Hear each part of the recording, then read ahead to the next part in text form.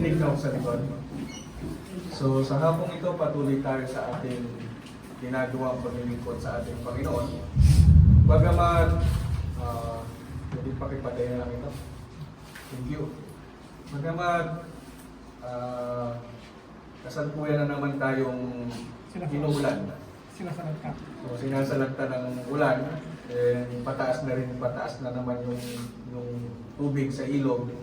Yung mga ilan sa inyo, alam ko po yung ilan sa inyo nakapagsabong na ng pananim, nakakalungkot, pero sana bumaba ka agad yung tubig at sana magbuhay pa yung mga naisinabong yung mga pananim. Pero magkagalang ba kung hindi mapabuhay, alam po natin na may plano ang Panginoon para sa ating lahat. So patuloy lang po tayo sa ating paglilingkod. Sa hapong ito ang ating pag-aaralan, manggagaling sa Philippians chapter 1 verse 17. Kung ating babasahin, sabi niya rito, "But the latter out of love, knowing that I am appointed for the defense of the gospel." So from Philippians chapter 1 verse 17 ang pag-aaralan natin, defense of the gospel. Sa Tagalog, sabi ni Pablo, ito yung pagsanggalang niya sa Ebanghelyo or pagpuprotekta sa Ebanghelyo. Di ba ang salitang defense, ang ibig sabihin is pagdepensa, pagprotekta. Sa loob ng 20 years na nangangaral ako ng Ebanghelyo, ang nasa kaisipan ko, kaya tayo nangangaral ng Ebanghelyo, is para maraming matutunan yung mga tao, para maintindihan ng mga tao yung kahalagahan ng kaluluwa, higit na ang kaligtasan ng kanilang mga kaluluwa. Pero dito, makikita natin, yung approach naman ni Pablo, iba naman yung approach niya. Makikita natin, sabi niya, meron siyang gusto na gawin. Ang gusto niyang gawin is, ipagtanggol niya yung Ebanghelyo. So makikita natin sa atin ng mga Kristiyano bilang mga alagad ng Diyos. Isa rin palang gawain natin kung bakit natin ipinipreach yung gospel is para may pagtanggol yung Ebanghelyo. Para mapanatili natin na malinis yung Ebanghelyo, mapanatili natin na ito yung matatawag nating pure gospel, yung hindi mamantsahan, hindi marumihan. Yun ang nais na gawin ni Pablo. So bago tayo pumunta doon sa verse 17, gusto kong umpisan ulit natin basahin, Philippians chapter 1. Umpisan po natin sa verse 12 at tignan natin kung ano yung nais sabihin ni Pablo kung bakit siya umantong doon sa sinabi niya sa 17 na ipinagtatanggol niya o isinasanggalang niya ang Ebanghelyo.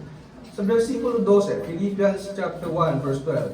Ngayon, ibig ko na inyong maalaman, mga kapatid, na ang mga bagay na nangyari sa akin ay nangyari sa lalong ikasusulong ng Ebanghelyo. Tingnan niyo yung positive thinking na mayroon si Pablo. Sa pagkakataong ito, ano bang nangyari kay Pablo? Nakakulong siya, di ba? Nakakulong siya nung sinusulat niya itong Filipos. Siya'y nagsasakripisyo, siya'y humaharap sa hirap, pero sa kabila nun, yung positive thinking niya, na ang sabi niya, itong mga bagay na itong nangyayari sa akin, nangyayari para patuloy na maipangaral o maisulong yung Ebanghelyo. Andun pa rin sa puso niya, andun pa rin yung kagustuhan niya na maganap ang kagustuhan ng Diyos. Ano pa't ang aking mga tanikala kay Kristo ay nahayag sa lahat ng mga pantay ng Pretoryo at sa mga iba pa. Sabi niya, ito yung pagkakataong ito na nag-open sa kanya na patuloy niyang maipahayag o maibalita o maituro ang Ebanghelyo sa maraming mga tao. Verse 14, at ang karamihan sa mga kapatid sa Panginoon na palibhasa'y may pagkakatiwala sa aking mga tanikala ay lalong nagkaroon ng tapang upang salitaing walang takot ang salita ng Diyos. Usually, kapag meron tayong kaibigan na nahuli, nakulong, o umaharap sa napakaraming sakripisyo, usually ang nangyayari, nanghihina tayo o natatakot tayo. Pero dito sabi ni Pablo, yung mga kasama niyang nangangaral din ng Ebanghelyo, kahit na nakita nila yung sitwasyong kinasadlakan ni Pablo, sa halip na panghinaan sila ng loob, anong nangyari? Ang sabi niya, sila rin ay lalong nagkaroon ng tapang upang salitaing walang takot ang salita ng Diyos. So tingnan nyo ang pangyayari dito, nakakulong si Pablo, naghihirap si Pablo, nawalan siya ng kalayaan, pero yung mga kapwa Kristiyano patuloy na naging matatag, patuloy na ipinangaral ang salita ng Diyos. Uulit-ulitin ko sa inyo, anong kanilang itinuturo? Salita ng Diyos. Hindi salita nila, kundi salita ng Diyos. And verse 14 sabi niya, tunay na ipinangangaral ng iba si Kristo sa kapanaghilian at sa pakikipagtalo at ng mga iba naman sa mabuting kalooban. Kaya lang, dito sa verse 15, merong sinasabi si Pablo na mga kondisyon kung paano na ipapangaral yung Ebanghelyo. Sa English sabi niya kasi, some indeed preach Christ even of envy and strife. Yung iba, ipinapangaral si Kristo dahil sa inggit. Diba? Anong ibig sabihin ng inggit? Sa Ilocano, apal. Ang ibig lang sabihin ng salitang apal, kung ano yung nakikita mong meron yung iba, gusto mo meron ka rin. Diba? Yun ang kadalasang ibig sabihin ng inggit. Kapag nakikita mong umaasenso yung iba, gusto mo ikaw rin. Minsan mas higit pa nga gusto natin tayo lang yung umasenso, yung kiniinggitan natin wag umasenso. Parang gano'n, di ba? More on the negative side. Meron sinasabi si Pablo na yung iba, kaya sila nag-umpisang mangaral dahil naiinggit sila sa iba. Anong ibig sabihin? Magtuturo din ako para maging kagaya niya ako. Mangangaral din ako para meron din ako nung meron siya. Merong ganong klase ng mga mangaral na nag-umpisang mangaral dahil lang sa inggit. Meron din naman mga mangaral na nag-umpisang mangaral dahil nais lamang nilang ipasok yung kanilang sariling pangunawa. Meron silang pananampalataya o paniniwala, ayaw nilang maniwala sa pananampalataya ipinapayag ni Kristo o sa pananampalataya ipinapayag ni Pablo. Ang sabi ng iba, mangangaral na lang ako para may pasok ko yung aking paniniwala. Mayroong mga nag-umpisa na nangaral dahil sa negatibong pamamaraan. Pero, sabi rin naman ni Pablo, sabi niya dito, at ng mga iba naman sa mabuting kalooban. Kung merong nag-umpisa sa maling pamamaraan, meron din naman mga mangaral na nag-umpisang mangaral para sa mabuting kalooban. Ibig sabihin, ang kanilang hangarin lang is ganapin ang kagustuhan ng Diyos. Sumunod sa pinag-uutos ng Diyos. Kaya nga sabi niya sa verse 16, pero umpisahan ko, ang una kong babasahin verse 17, dahil sa English, nauna 16. Sa Tagalog, ang nauna is yung 17. Sa verse 17, sabi niya rito, datapwat, itinatanyag ng iba si Kristo dahil sa pagkakampi-kampi, hindi sa pagtatapat na ang iniisip ay dalan ako ng kapighatian sa aking mga talikala. Pero, sabi niya rito, verse 16, ang isa'y gumagawa nito sa pag-ibig, palibasa'y nalalaman na ako'y nalalagay sa pagsasanggalang ng Ebanghelyo. Merong ilang mga mangangaral dito, doon sa lugar nila sa Pilipos, na nag-umpisang nangangaral dahil sa pagkakampi-kampi na nais nilang dagdagan yung kapighatian o yung problemang kinakaharap ni Pablo. Pero meron din naman, sabi niya rito, meron din namang isa na gumagawa nito. Merong mga mangaral na nangangaral dahil sa pag-ibig. Pag-ibig saan? Bakit po tayo nangangaral? Tayo mga Kristiyano. Minsan kasi ang mindset ng mga tao, ang nangangaral lang mga preacher. Totoo po ba yun? Hindi po eh. Kahit tayo, ng mga ordinaryong mga Kristiyano, kahit kayo, nangangaral din po kayo.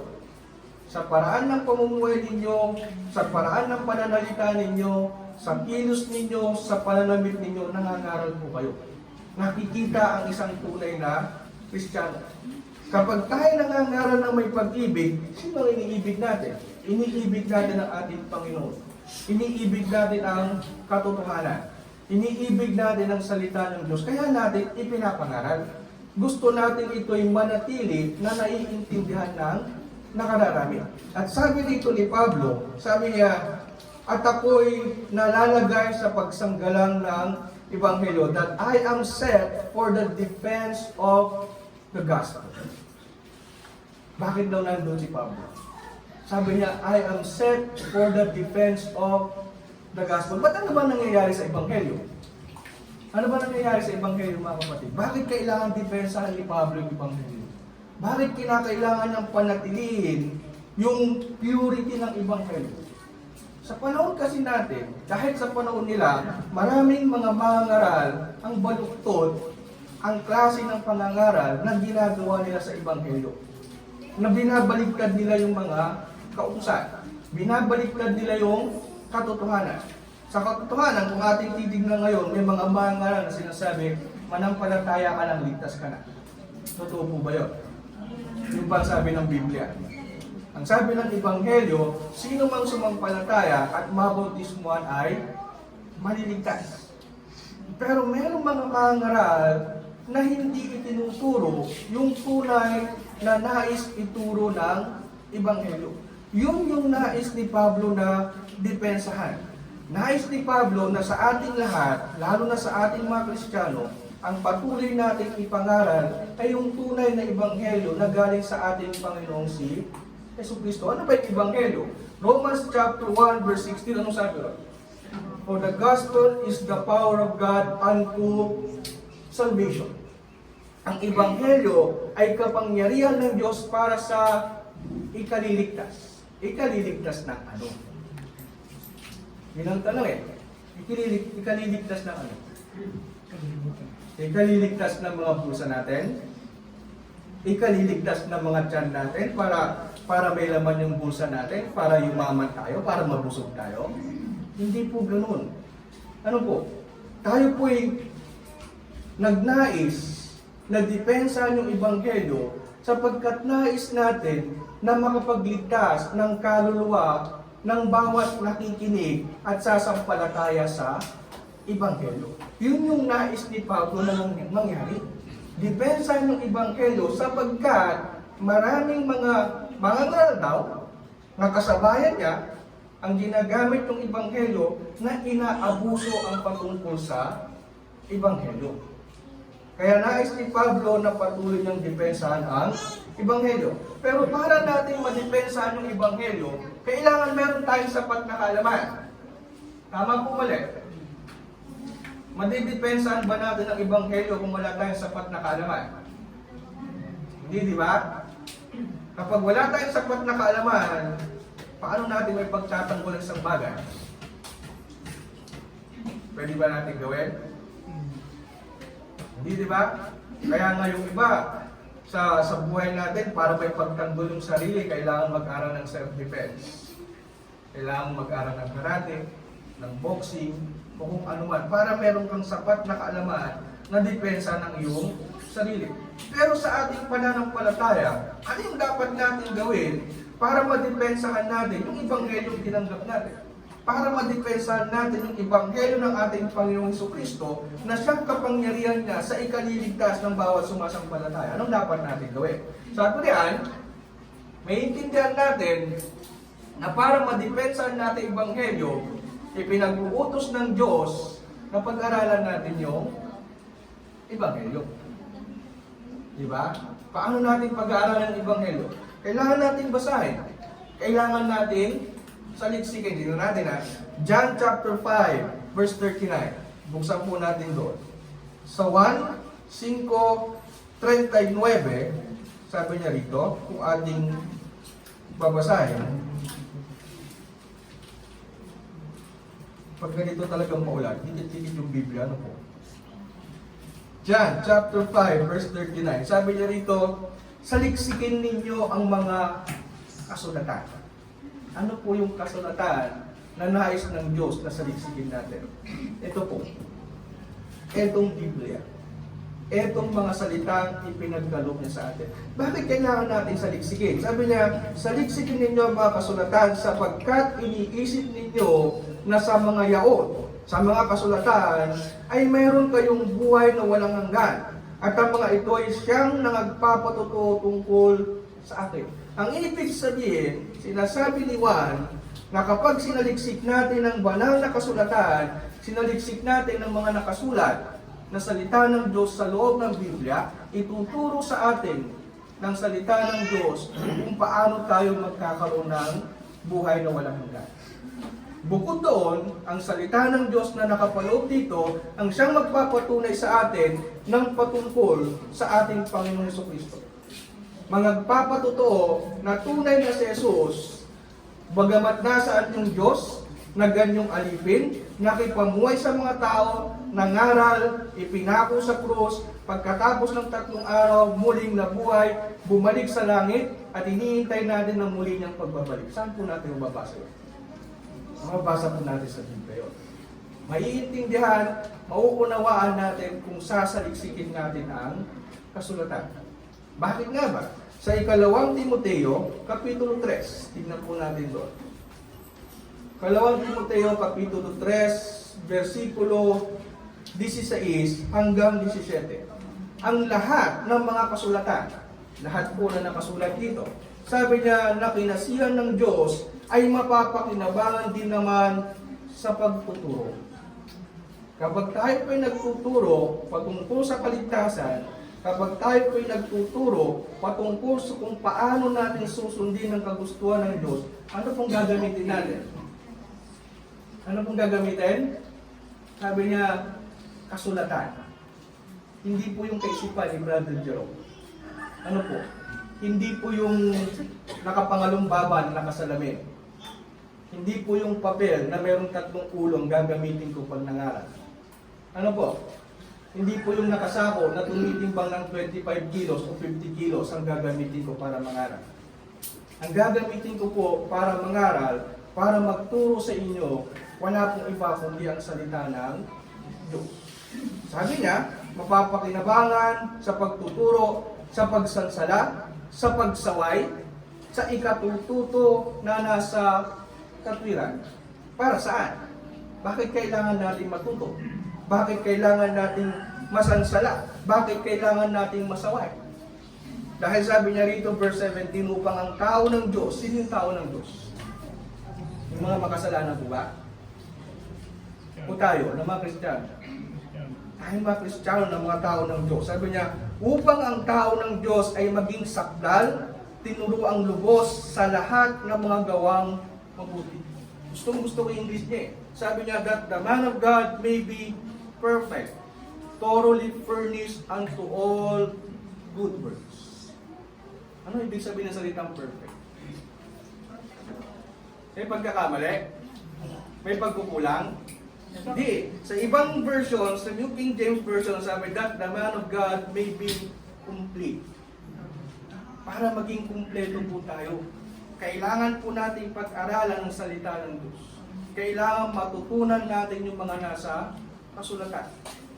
Maging kumpleto tayo at sabi niya, tinuruang lubos sa lahat ng mga gawang mabuti. Ano po yung mga gawaing mabuti? Alam po natin yun, ano po? Hindi na natin kailangan isa-isahin.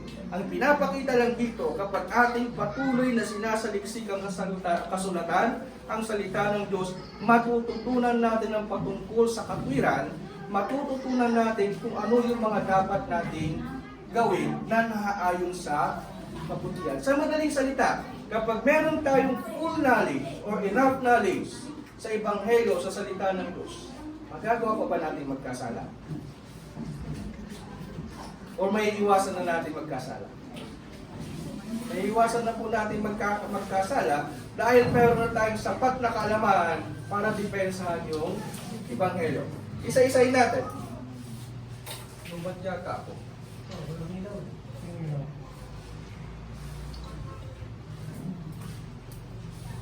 Kasi saka hindi ko po na-charge. So mga kapatid, isa-isahin natin. Hebrews chapter 5, verse 12 hanggang 14. Sabi niya, for though by this time you ought to be teachers, you need someone to teach you again the first principles of the oracles of God, and you have come to need milk and not solid food. For everyone who partakes only of milk is unskilled in the word of righteousness, for he is a baby. But solid food belongs to those who are of full age. That is, those who by reason of use have their senses exercised to discern both good and evil. Sa madaling salita, Para saan ang gatas? Para sa mga sanggol. Mga sanggol na kaya nang tumayo. Sanggol na kapapanganak. Kaya na nilang tumayo mag-isa. Malambot pa yung buto-buto. Diba? Meron ng kalaman. Wala pa. Hindi pa nga kayang sabihin ng sanggol na gutom ako. Para malaman natin gutom yung sanggol, iiyak yan. Manghuhula tayo. Umiyak siya, malamang gutom. Pag sinaksakan mo ng tsupon, ng gatas, at tumigil, ibig sabihin, tama tayo. Pero minsan baka nga hindi gutom. Baka basa yung diaper, o may laman yung diaper, o may ibang iniinda. Ibig sabihin, yung gatas na nakapagbibigay ng sustansya para sa mga hindi pa mature, para sa mga bata, para sa mga walang kamuwang-muwang. Pero para kaninong karne? Para kaninong karne? Sa mga matanda, sa mga mature, sa mga malalakas na, sa mga may katalinuhan, sa mga merong kaalaman. Ang tanong, ilan sa atin ang matanda na para mabuhay, patuloy pa rin naggagatas? Merong iba sa atin, ayaw na maggatas eh. Parang ako, pag naggagatas ako, parang ayaw ko dahil parang ayaw pumasok sa sistema ko. Parang hindi gusto ng panlasa. Ang hinahanap natin, karne. Bakit? Nandun sustansyang kailangan natin. Diba? Ganon din sa ating pananampalataya. Hindi pwedeng matagal na tayong Kristiyano, gatas pa rin ang iniinom natin. Anong ibig sabihin ng salitang dito na sinabi ng gatas? Ang sinasabi ng gatas dito na iniinom noon ng mga bagong Kristiyano, yung mga basic na kaalaman naman. Diba? Ano yung mga basic na kaalaman natin? Yung mga bata, unang-una pag nag-memorize ng verses ka, anong unang memorize? Yung pinakamahaba, pinakamaiksi. Yung pinakamaiksi, yung anak ko, unang-unang memorize niya, John 11:35. Ano nakalagay doon? Jesus wept. Diba? Eh, pagkakawa nyo naman, kung 30 years na kayo, 20 years na kayong Kristiyano, alam nyo naman pa rin hanggang ngayon, Jesus wept. Diba? Ibig sabihin, hindi ganon. Habang lumalaki tayo sa pananampalataya, hindi tayo mananatili sa gatas. Kailangan nating lumago. Sabi nga niya dito, di ba? Ang sabi niya, solid food belongs to those who are of full age. Kapag mayroon na tayong sapat na kakayanan, sapat na kaalaman, iwanan na natin yung dati nating kaalaman. Hindi na tayo gatas lang. Di ba? That is, those who by reason of use have their senses exercised to discern both good and evil. Mga kapatid nila, have their senses exercised to discern both good and evil. Ang pagkakaalam pala ng kaibahan, ng kabutihan at kasamaan, pinagsasanayan. Tama po mali. Kailangan natin sanayin ang sarili natin na iwasan yung masama at gawin yung mabuti. Kailangan natin exercise yung sarili natin na tinitignan natin kung ano nga ba ang kaibahan ng masama at ang kaibahan ng mabuti. Malalaman lamang po natin yan kapag full age na tayo. Kapag mature na tayo. Tama po mali. Kaya nga po sabi rito, para tayo mag-mature, para madepensahan natin ang Ebanghelyo, anong gagawin natin? Anong gagawin natin? Para hindi tayo nananatiling gatas yung iniinom natin, kailangan natin pag-aralan ang salita ng Diyos. Research the scriptures at kinakailangan saligsigin natin ito. Next, sabi niya rito in 2 Peter chapter 3 verse 18, but grow in the grace and knowledge of our Lord and Savior Jesus Christ. To Him be the glory both now and forever. Amen. Grow in the grace and knowledge of our Lord and Savior Jesus Christ. Saan tayo lalago? Saan tayo lalago? Kailangan sa ating paglago, maintindihan natin kung gaano yung awa na ipinagkaloob sa atin ng Diyos at higit sa lahat, kinakailangan magkaroon tayo ng kaalaman patungkol kanino? Patungkol sa ating Panginoong si Jesucristo. Madaling magkaroon ng kaalaman. patungkol sa ating Panginoong Jesus? Madali mga kapatid? O kailangan ng paghihirap? Kailangan ng pagtsitsaga? Kailangan ng sakripisyo? Ganito lang po ibig ko sabihin. Lahat po tayo dito, karamihan sa atin magsasaka. Tama po? Sino sa atin yung ipinanganak kapag kalabas sa sinapupunan ng nanay, nung natuto na maglakad, pumunta sa bukid, kinuha yung araro, nag-araro ng walang pagkakamali? Meron? Ayun, mas madali na lang. Sino sa atin, yung lumaki ng konti, kinuha yung raep, at bunubon, tapos nung itinanim, magaling na magaling magtanim? Meron? Kailan tayo natuto? Bago tayo natuto, bago tayo naging magaling doon, tinuruan tayo ng mga magulang natin. Itinuro kung paano magtatanim, itinuro kung ano yung tamang pamamaraan sa pag-aaral. Ganon din sa atin. Patungkol sa kaalaman sa ating Panginoong Jesucristo, hindi lahat sa atin na nung nagkaroon ng kaalaman is alam na natin ang patungkol sa ating Panginoong Jesucristo. Kailangan nating lumago sa kaalaman. At para lumago tayo sa kaalaman patungkol sa ating Panginoong Jesus, anong gagawin natin? Kung sabi, study. Saligsigin natin ang kasulatan. Pag-aralan natin ang patungkol sa ating Panginoong Jesucristo. At habang pinag-aaralan natin ang patungkol sa ating Panginoong Jesucristo, doon tayo lumalago. Doon tayo natututo at doon natin naiintindihan kung sino nga ba si Jesucristo at kung bakit siya naibigay sa atin. Bukod doon, sabi niya rito sa 2 Timothy chapter 2 verse 15. Sabi niya kay Timoteo, sabi ni Pablo, be diligent to present yourself approved to God, a worker who does not need to be ashamed, rightly dividing the word of truth. Gustong-gusto ko yung Tagalog dito eh. Sabi niya rito, pagsikapan mong umarap na subok. Yan namin pagkakasabi. Basta meron yung salitang pagsikapan. 2 Timothy chapter 2 verse 15 sabi niya, pagsikapan mong umarap na subok sa Diyos. Sa Ilocano, agawaan. Pagsikapan. Yung pagsisikap, madali mahirap. Madali mahirap. Mahirap kasi nagsisikap ka. Di ba? Pag nagsisikap ka, kailangan mo ng sakripisyo. Kailangan mo ng tiyaga. Maraming oras ng pagpupuyat. Maraming oras ng paghihirap. Maraming oras na pipiliin mo na gawin yung tama kaysa sa mali.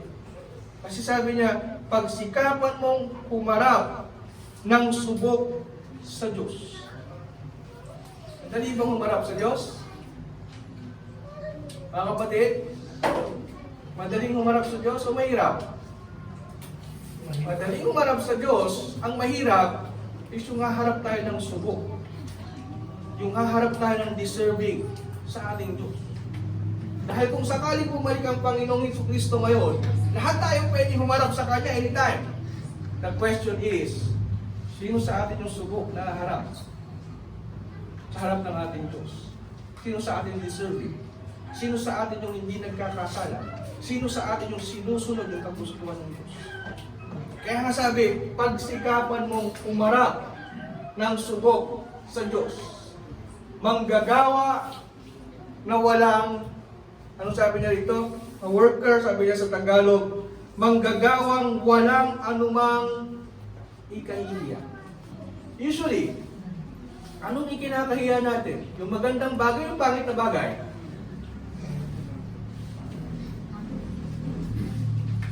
Nakarinig na kayo na nahihiya akong marap sa camera, ang ganda-ganda ko eh. Nakita ka nga ng gano'n? Or, nahihiya akong marap sa kanila kasi maganda yung ipinakita ko eh. Ano ba yung kinakahiya natin? Hindi ba yung pangit na bagay? Higit sa lahat yung kasalanan, kapag tayo nakagawa ng kasalanan, hiyang-hiya tayo humarap sa mga tao. Higit sa lahat, kapag tayo nakagawa ng kasalanan, may hiya tayong humarap sa ating Diyos. Tama mali? Diba ba? Kaya nga sabi rito, pagsikapan natin umarap ng subok sa harapan ng Diyos, manggagawang walang anumang ikinahihiya. Yung pinakahuling gustong-gusto kong balik-balikan. Sabi niya doon sa pinakahuli, na gumagamit ng matuwid ng salita ng katotohanan. Ano yung salita ng katotohanan? Yung Ebanghelyo ng ating Panginoon Jesucristo. Sabi niya, gamitin natin ng matuwid. Paano natin gagamitin ng matuwid? Kapag ipinangaral natin, kapag itinuro natin, yung katotohanan lang ituturo natin. Huwag natin dadagdagan, huwag natin babawasan, huwag natin babaguhin. Kung ano lamang yung nais ng Diyos na ipangaral natin, yun lamang dapat ang ating ipapangaral. Yun yung paraan ng pagdepensa sa Ebanghelyo. At para may pangaral natin ng maayos yan, kailangan natin pag-aralan. Hindi po pwedeng kapag nabasa mo ngayon, nabasa mo ng isang beses, ipapangaral mo na kung ano yung naunawaan mo, yun ay ipapangaral mo. Hindi po, mga kapatid. Sa ating mga pangangaral, kung ano yung nais ng Biblia na maunawaan ng mga tao, yun ang ating ipapaunawa. Hindi kung ano yung nais nating ipaunawa. Kasi sabi ngayon niya dito, sabi niya, uulitin kong basahin. Ang sabi niya, na gumagamit na matuwid ng salita ng katotohanan.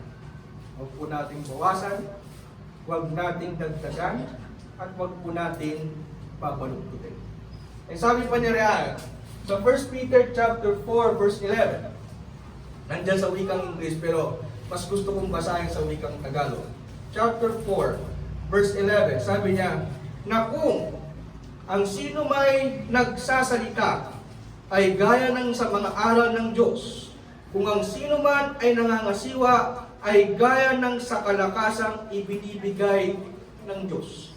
So kung meron man sa ating magsasalita o magtuturo, ang ating sasalitain o ang ating ituturo, ano po? Sabi niya, yung aral ng Diyos. Yung mababasa lamang natin sa Biblia. Hindi po pwedeng yung opinion ko ang ipapangaral ko, mga kapatid. Hindi rin pwedeng opinion ni Jerry. Hindi pwedeng opinion ni Edgar. Ang ituturo po namin, yung aral ng Diyos. Kung ano yung mababasa sa Biblia. Bukod sa aral ng Diyos, ang sabi pa niya, kung ang sino man ay nangangasiwa, ay gaya ng sa kalakasang ibinibigay ng Diyos. Katungkulan po namin ng mga ministro ninyo na pangasiwaan kayo, wala po tayong elder. Diba? Sa pangangasiwang sa pangangasiwa namin, yung binibigay sa aming kalakasan ng Diyos, gagamitin namin para pangasiwaan kayo. Pag sinabing pangasiwaan, anong ibig sabihin? Siguraduhin na maayos po yung kongregasyon dito sa pagdirig. Siguraduhin ni Jerry na maayos yung kongregasyon sa Sampagita. Siguraduhin ni Edgar na maayos yung kongregasyon sa San Vicente. Na anong gagamitin namin sa pangangasiwa? Yung salita po ng Diyos. Yun po ang aming gagamitin. Diba? At habang ginagawa namin yun, ito po ang dahilan. Sabi niya rito, upang ang Diyos ay papurihan sa lahat ng mga bagay sa pamamagitan ni Jesucristo, na sa Kanya ang kaluwalhatian at ang paghahari magpakailanman. Kapag kami nangangaral, gamit namin ang salita ng Diyos. Kapag kami nangangasiwa na ayon sa kalakasang ibinibigay ng Diyos, sinong pinapupurihan namin? Sarili po ba namin? Hindi po, mga kapatid. Sa pangangaral na gagawin natin, sa pangangasiwang gagawin natin, ang papupurihan po natin, ang patuloy na sinasamba po natin, walang iba kundi ang ating Diyos. Di mo ba? Kaya po, paulit-ulit na sinasabi dito sa harapan, sinasabi ng ating mga mangaral, ng ating pinag-aaralan, ang sinusunod natin, salita ng Diyos o Ebanghelyo ng ating Panginoon Jesucristo. Na magagawa lamang po natin lahat ng mga bagay na ito. Lalago tayo, hindi tayo mananatiling mga bata. Magmamature tayo, darating tayo sa sinasabing full age kung mag-aaral tayo ng pag-aaralan natin yung Ebanghelyo. Doon naman sa 2 Peter, lalago tayo sa kaalaman patungkol sa ating Panginoong Jesucristo kung pag-aaralan natin yung Ebanghelyo. Sige, subukan yung pag-aralan si Mang Biano kung lumago kayo sa kaalaman patungkol sa Panginoon. Hindi po, di ba ba? Sabi rin dito, magiging approved worker tayo, magiging subok tayo sa harapan ng Diyos, at hindi tayo mahihiya at gagamitin natin ng maayos ang salita ng Diyos kung mag-aaral tayo ng Ebanghelyo. And dito rin, habang pinag-aaralan natin Ebanghelyo, matututunan natin na yung salitang itinuturo namin, salita ng Diyos, ginagawa namin yon dahil sa kalakasan na binibigay ng Diyos, dahil gusto namin papurihan ang Diyos. Hindi po kami ang bibigyan niya ng credit. Hindi po sarili namin ang papupurihan namin. Ano po? Patuloy po natin. Sabi pa rito, Bible questions are solved with Bible study. Minsan may mga tanong tayo lalo na patungkol sa ating pananampalataya. Para masagot yung mga tanong natin patungkol sa ating pananampalataya, anong gagamitin po natin? Gagamitin po natin yung Bible. Diba? Kaya sabi, Bible questions are solved with Bible study. Gaya na nakasulat dyan, Matthew chapter 2, verse 5. Tingnan po natin doon.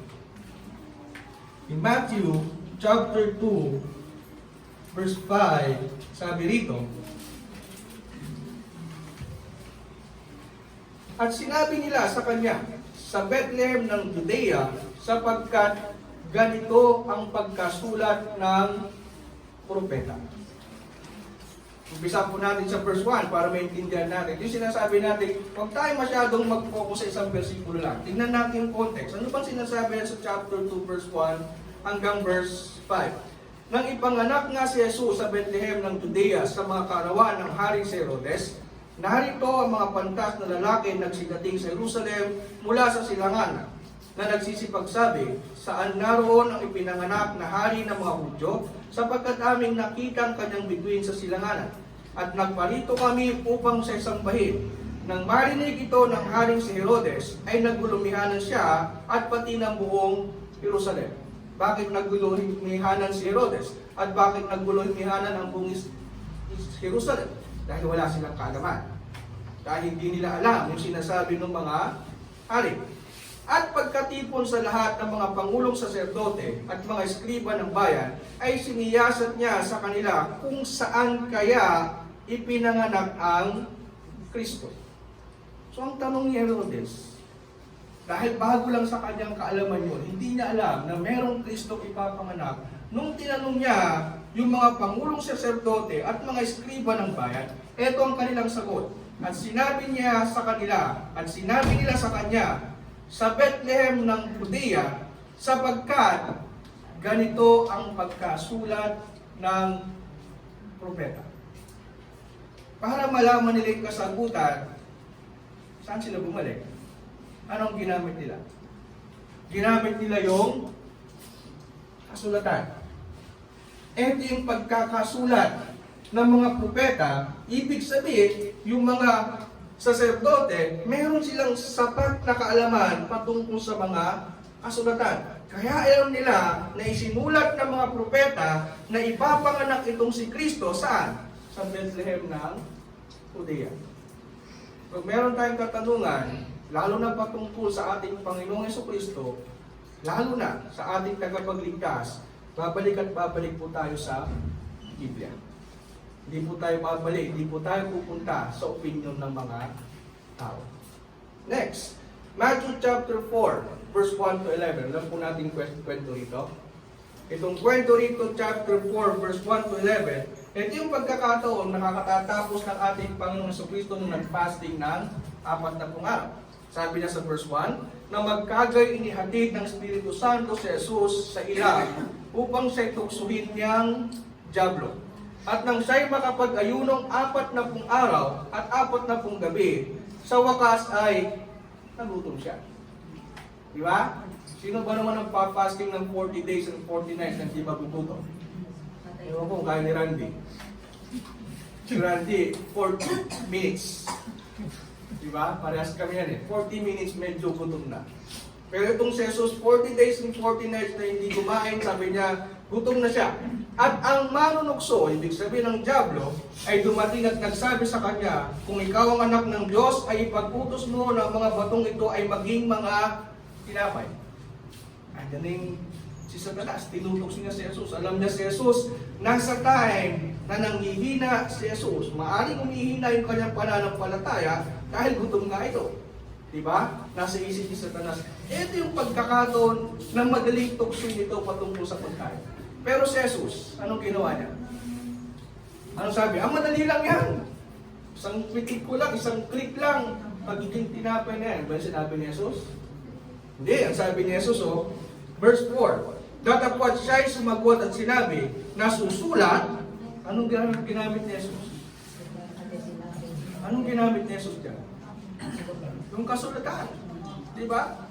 Ginamit niya yung kasulatan. Sabi niya, nasusulat, hindi sa tinapay lamang mabubuhay ang tao, kundi sa bawat salitang lumalabas sa bibig ng Diyos. Alam niyo ba mga kapatid, may mga pagkakataong ginagamit din ni Satanas yung pagkakataong yan para tuksuin tayo? Naniniwala kayo mga kapatid? May mga pagkakataon na ginagawa ni Satanas, tignan ko nga pananampalataya ng mga tao dito sa mundo. Hindi ko sila bibigyan ng trabaho mula Lunes hanggang Sabado. Bibigyan ko sila ng kapatas na kung saan ang requirement ng kapatas, magtatanim sila araw ng linggo. Pag sinabi ganun ng kapatas, magtatanim tayo linggo, anong pipiliin nyo? Seek ye first o seek ka first? Diba? Ang hirap na sitwasyon. Paano kung halimbawa, walang makain ng pamilya mo, yung anak mo bata, wala pang madede, walang gatas, instead na seek ye first, nangyayari, seek ka first. Pero para makapag-desisyon tayo ng madali, balik mo tayo sa Biblia. Anong sabi sa Matthew chapter 4? Anong sabi ni Jesus? Hindi sa tinapay lamang mabubuhay ang tao, kundi sa bawat salita na lumalabas sa bibig ng Diyos. Maaari natin sabihin ito sa anak natin, konting tiis lang anak, konting tiis misis o mister, kung sakaling wala tayong kakainin ngayon, mamaya meron. Half day lang naman ilang oras lang naman tayo maglilingkod sa Diyos. Pagkatapos natin maglingkod sa Diyos, pwede tayo maghanap ng trabaho, pwede tayo mangutang muna para may pakain tayo sa ating pamilya. Pero mahalaga, kapag nandun tayo sa choice na tinutokso tayo ni Satanas, sino unahin natin? Sige first, seek ka first. Ayaw nyo sumagot. Sige first po tayo. Unahin po natin ang Diyos. Balik po tayo sa Biblia. Alam ni Satanas, hindi niya kayang talunin si Jesus pagdating sa pagkain. Kaya nga, nangyari verse 5, nang magkagay, dinala siya ng dyablo sa bayang banal at inilagay siya sa tuktok ng templo. At sa kanya sinabi, kung ikaw ang anak ng Diyos, ay magpatihulog ka, sapagkat nasusulat, siya'y magbibili sa kanyang mga anghel tungkol sa iyo, at aalalayan ka ng kanyang mga kamay. Baka matisod ka ng iyong paa sa isang bato. Sinabi sa kanya ni Jesus, ano naman sabi ni Jesus? Sabi ni Jesus, nasusulat. Gamit na naman niya ang mga kasulatan. Nasusulat din naman, huwag mong tutuksuhin ang Panginoon mong Diyos. Anong pinapakita sa ating mga kapatid? Sa mga pagkakataong tutuksuin tayo ni Satanas, paulit-ulit din tayong bumalik sa kasulatan. Para madepensahan natin ang Ebanghelyo, madepensahan natin ang ating pananampalataya, paulit-ulit tayong babalik sa kasulatan. Nung nagapi ni Jesus si Satanas dyan, hindi pa rin sumuko si Satanas. Pagpos ang ginawa niya, verse 8, muling dinala siya ng dyablo sa isang bundok na lubang mataas at ipinamalas sa kanya ang lahat ng mga kaharian sa sanglibutan at ang kaluwalhatian nila. At sinabi niya sa kanya, lahat ng mga bagay na ito ay ibibigay ko sa iyo kung ikaw ay magpapatirapa at sasambahin mo ako. Nang magkagayon, sinabi sa kanya ni Jesus, akin na. Ay ba ni Jesus? Akin na yung maibibigay mo. Iba sabi ni Jesus? Ang sabi ni Jesus, kumayo ka Satanas sapagkat nasusulat. Again, ginamit niya mga kasulatan, sa Panginoon mong Diyos sasamba ka at siya lamang ang iyong paglilingkuran. Nangyayari din sa atin mga kapatid.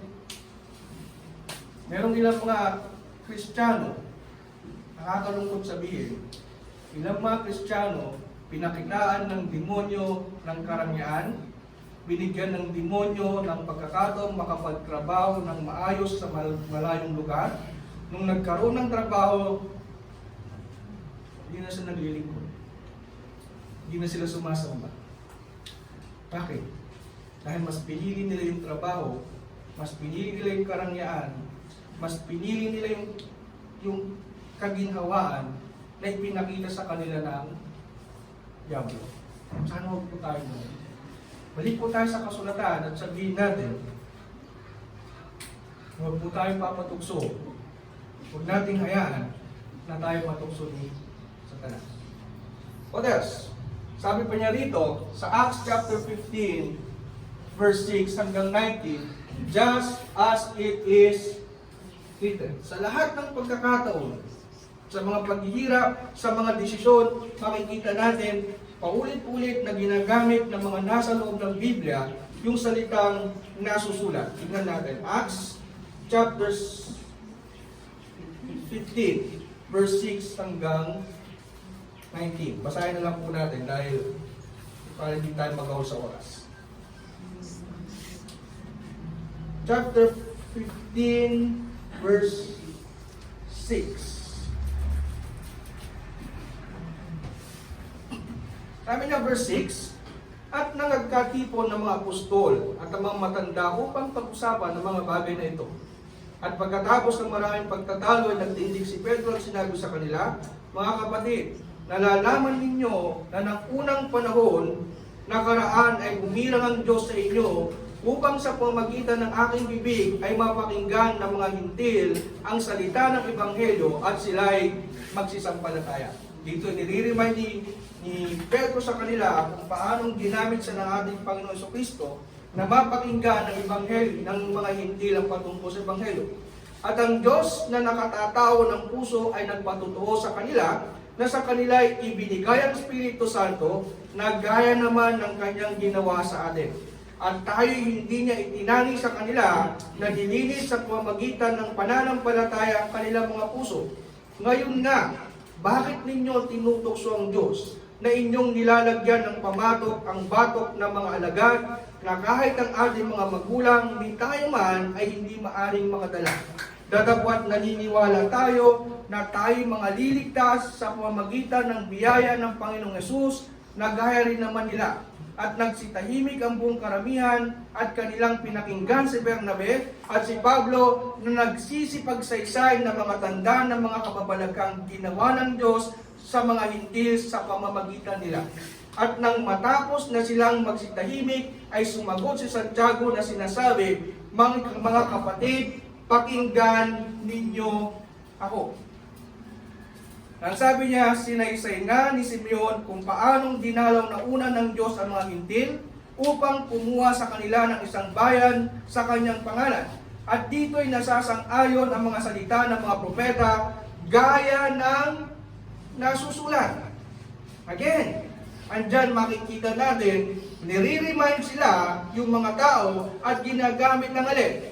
Ginagamit ang kasulatan. Sabi niya, gaya ng nasusulat, pagkatapos ng mga bagay na ito ay ibabalik at muli kong itatayo ang tabernakulo ni David na nabagsak at muli kong itatayo ang nangasira sa kanya, ito'y aking itatayo upang hanapin ng nalabi sa mga taong Panginoon at ng lahat ng mga hintil na tinatawag sa aking pangalan.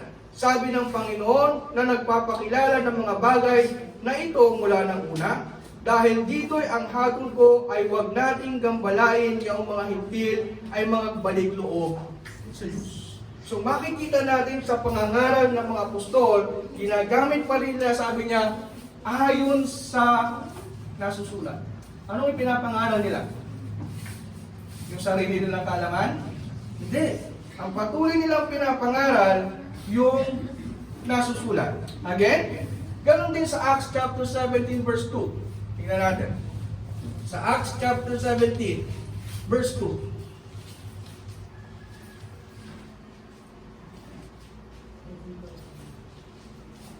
Verse 1, pagkatahak nga nila sa Amphipolis at sa Apollonia, ay nagsirating sila sa Thessalonica na kinaroroonan ng isang sinagoga ng mga Hudyo. At ito ang unang-unang ginawa ni Pablo. At si Pablo, ayon sa ugali niya, ay pumasok sa kanila at sa 3 Sabat ay nakatwiran sa kanila sa mga... Anong gamit niya? Sulatan. Ang ipinangaral ni Pablo, yung salita ng Diyos. Ang tanong, may ipapangaral ni Pablo yung salita ng Diyos kung wala ba siyang sapat na kaalaman? Dapat meron siyang sapat na kaalaman. Anong kanyang itinuturo? Itinuturo yung patungkol sa kaligtasan. At para may paturang patungkol sa kaligtasan, kinakailangan ang kanyang ituro ay ang salita ng Diyos. Panguli, mga kapatid, 1 Corinthians chapter 15, verse 1 and 4. Ito po, gusto ko pong isa-isayin natin ito. 1 Corinthians chapter 15, verse 1. Sabi niya, ngayon, ipinatatalastas ko sa inyo, mga kapatid, ang ebanghelyo na sa inyo'y aking ipinangaral. Ito po ay sulat ni Pablo para sa mga taga-Korinto. Diba? Ngayon, sa kanyang sulat, para sa mga Korinto, anong dinideclare niya? Anong ipinapahayag niya? Ang sabi niya, ipinapahayag ko sa inyo, mga kapatid, ang ebanghelyo. Ebanghelyo na sabi niya, na sa inyo'y aking ipinaharal. So, ibig sabihin, narinig na nila kay Pablo yung ebanghelyo nung unang bumisita si Pablo sa kanila. Ngayon sumulat siya para sa kanila, ano pa rin ang ipinapangaral ni Pablo? Nagbago ba? Hindi. Ebanghelyo pa rin. Di ba? Ipinapatalastas ko sa inyo, mga kapatid, ang ebanghelyo na sa inyo aking ipinangaral, na inyo namang tinanggap, na siya naman ninyong pinananatilihan. So una, ipinangaral sa kanilang ebanghelyo, nakinig sila sa ebanghelyo, tinanggap nila ebanghelyo, sumunod sila sa ebanghelyo, nakabautismuhan sila dahil saan? Dahil saan? Sa ebanghelyong dala-dala ni Pablo. Dahil sa salita ng Diyos. Naunawaan nila yung kahalagahan ng kanilang kaluluwa, naunawaan nila na kailangan nilang mabautismuhan para sa kanilang kaligtasan. At sa paglipas ng panahon, saan sila nananatili? Doon pa rin sa ebanghelyo na kanilang tinanggap. Diba? Na ang sabi riyan, sa pamamagitan naman nito'y, ano po yung nito'y? Sa pamamagitan ng ebanghelyo, ligtas kayo kung matyagan ninyong iingatan ang salitang ipinangaral ko sa inyo, maliban na kung kayo'y nagsipanampalataya ng walang kabuluhan. So paano sila mananatiling ligtas? Mananatili silang ligtas kung mananatili silang sumusunod at nananahan sa ebanghelyo. Paano tayo mananatiling ligtas, mga kapatid? Mananatili tayong ligtas kung mananatili tayong sumusunod sa ebanghelyo. Kung hindi tayo tatalikod, doon sa tinanggap nating ebanghelyo. Ano ba yung ebanghelyo? Verse 4. Sabi niya, verse 3, sapagkat ibinigay ko sa inyo una sa lahat ang aking namang tinanggap. Ano yung tinanggap niya? Yung tinanggap na una ni Pablo, wala rin iba kundi ebanghelyo. Yun din yung kanyang ibinigay sa mga kapatid sa Korinto. Yun din ang aming ipinangaral sa inyo. Na ang nilalaman ng ebanghelyo ito po. Sabi niya na si Kristo ay namatay dahil sa ating mga kasalanan ayon sa mga kasulatan, at siya'y inilibing at siya'y muling binuhay ng ikatlong araw ayon sa mga kasulatan. Ano po ibig sabihin ng ebanghelyo? Ang ebanghelyo, magandang balita, na nakapaloob sa magandang balita, merong isang Hesukristo na Diyos, na hinubad niya yung kanyang pagka-Diyos, na nagganyong alipin, nakipamuhay sa atin, ipinako sa krus, namatay para mahugasan yung ating mga kasalanan. At pagkatapos ng 3 araw, muling nabuhay, bumalik sa langit, at ihintay natin yung kanyang muling magbabalik. Sa madaling salita, tayo, na mga taong makasalanan, ng kabayaran ng kasalanan, kamatayan sa impyerno, binigyan ng isang tagapagligtas na siyang gumawa ng paraan para hindi tayo tumuloy-tuloy sa impyerno. Yun po yung magandang balita. Yun yung good news. Yun yung ebanghelyo na ipinapangaral ni Pablo, na ipinapangaral namin, ebanghelyo na pilit dinidepensahan ni Pablo. Bakit kailangan depensahan? Dahil marami sa panahon natin, kahit sa panahon nila, marami ang inabuso ang patungkol sa ebanghelyo. Marami ang pinaligtad, marami ang pinaikot, marami ang nangaral na taliwas sa aral na itinuturo ng ebanghelyo. Ang layunin ni Pablo, ituro ang katotohanan, ipangaral lamang ang ebanghelyo na galing sa Diyos. At muli, bago po tayo magsara, ang masasabi ko lamang po, ang tinanggap po natin, ebanghelyo. Nananatili po tayo sa ebanghelyo hanggang bumalik ang ating Panginoong Jesucristo. Ipagtatanggol natin ang ebanghelyo upang sama-sama tayo na makauwi sa sangkalangitan doon sa lugar na inihanda ng ating Panginoong Jesucristo para sa ating lahat. Magandang hapon sa inyong lahat mga kapatid. Maraming salamat po sa inyong pagkikinig.